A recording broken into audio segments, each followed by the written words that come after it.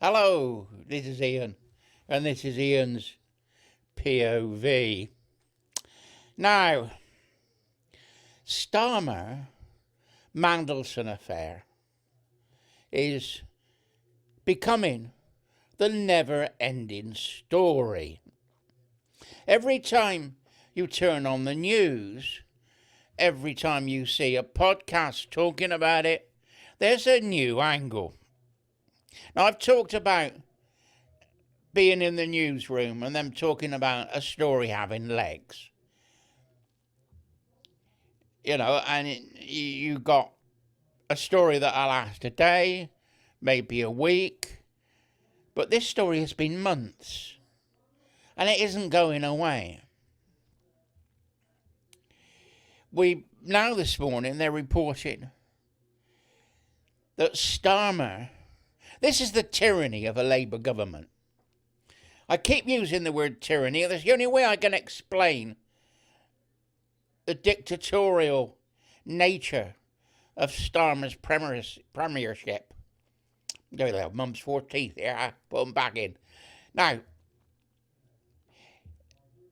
Labour MPs want an inquiry into Starmer lying to Parliament. Starmer is reported from number 10 to have warned MPs if they vote for an inquiry, they will be sacked from the Labour Party. In other words, they remove the whip. What you've got, the whip is a political appointment. You've got the Tory Party, you've got the Labour Party, you've got the Lib Dems, and each party has a whip. Now, it's a hunting term. That's how I understand what a whip is. The whip on a hunt helps the huntsman. The huntsman is in charge of the hounds, and you have whippers in that help the huntsman, and they go either side of the hounds, and they keep the hounds together. So the whip in Parliament whips and keeps the MPs together to vote in a certain way. It's told that the whips have a little black book. So if any MP has stepped out of line and they got some dirt on them, it goes in the little black book. So when they want the MP to vote a certain way, they'll remind them that if they don't vote as they want, that story may come out. So that's how the whips work. Now, this isn't democracy. Number 10 telling them that you're going to be sacked if you vote a certain way is dictatorship. That's the tyranny of a Starmer government. What's got to happen is MPs have got to have a free vote on this issue without whips. Now, it'd be interesting to see how many MPs actually do vote for that inquiry.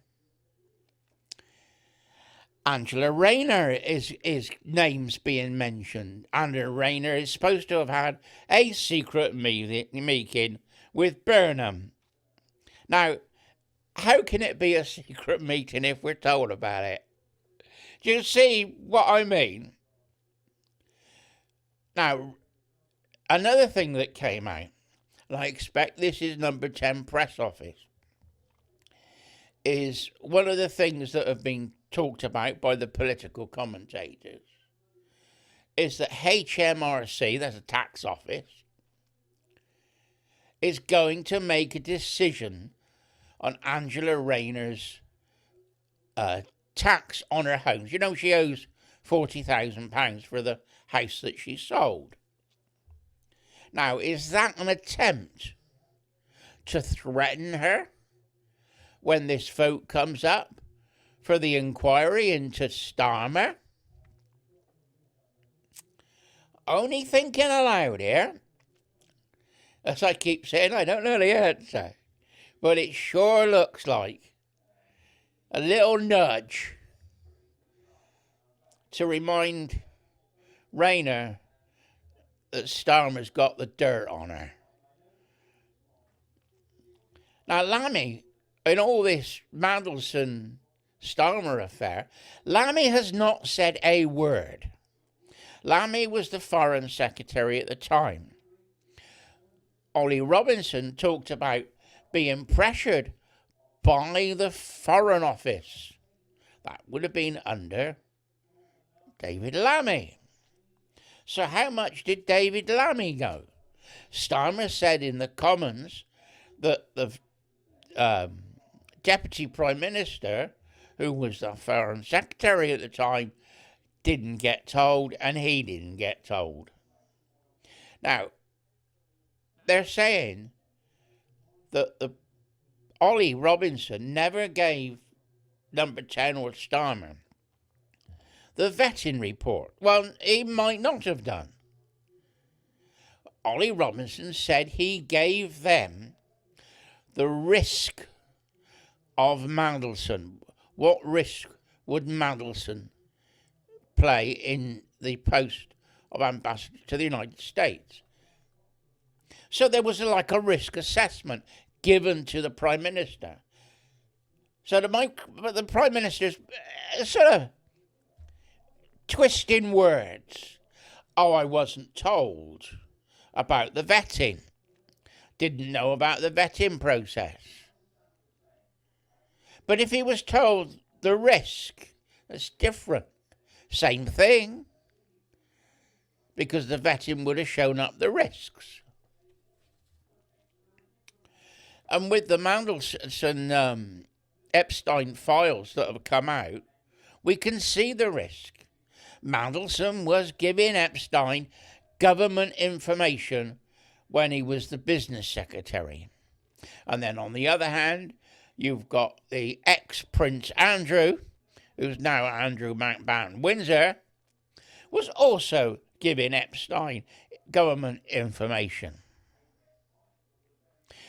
Now, what did Epstein do with this information? Did he sell them to the Russians or the Israelis? Or maybe the Chinese? I don't know. But what happens if you've got Mandelson knowingly, or we now know, giving government information away to a foreign party, which is what Epstein was? How do we know he's not giving it to his Russian contacts? Because he's director of a Russian company. And they've also got links with China. How do we know that some of this information wasn't going to China? A lot of questions to ask. Not sure of the answers. But it's suspicious. It's suspicious enough for me to ask the questions. And everybody should be asking the questions.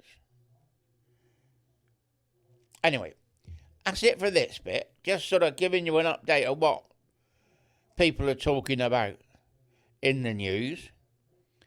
And got a couple of more videos to do today. Different things I'm talking about. But we'll leave this one here. And I'll see you in a minute. Bye-bye for now.